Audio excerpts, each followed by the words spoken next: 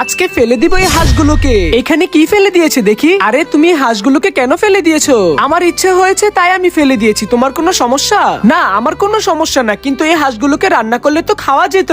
দেখো বোন, তোমার ইচ্ছা করলে তুমি রান্না করে খাও। বড় লোকরা ফেলে দেয় আর গরিব মানুষরা কুড়িয়ে খায়। আরে আমার বউ এটা কি করতেছে? ও ডাস্টবিনে এরকম হাতাহাতি করতেছে কেন? এই তোমার কি মাথায় সমস্যা নাকি? এই দেখো কত বড় বড় দুইটা হাঁস পেয়েছি এখান থেকে।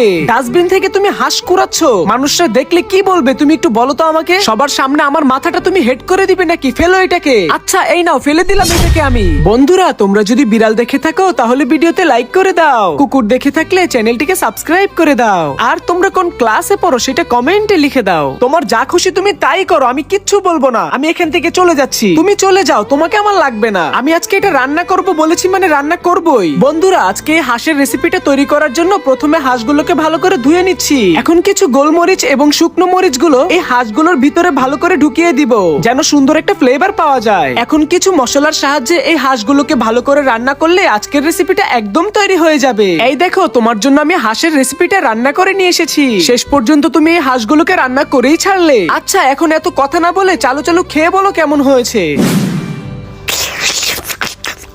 আরে অনেক মজা হয়েছে তো।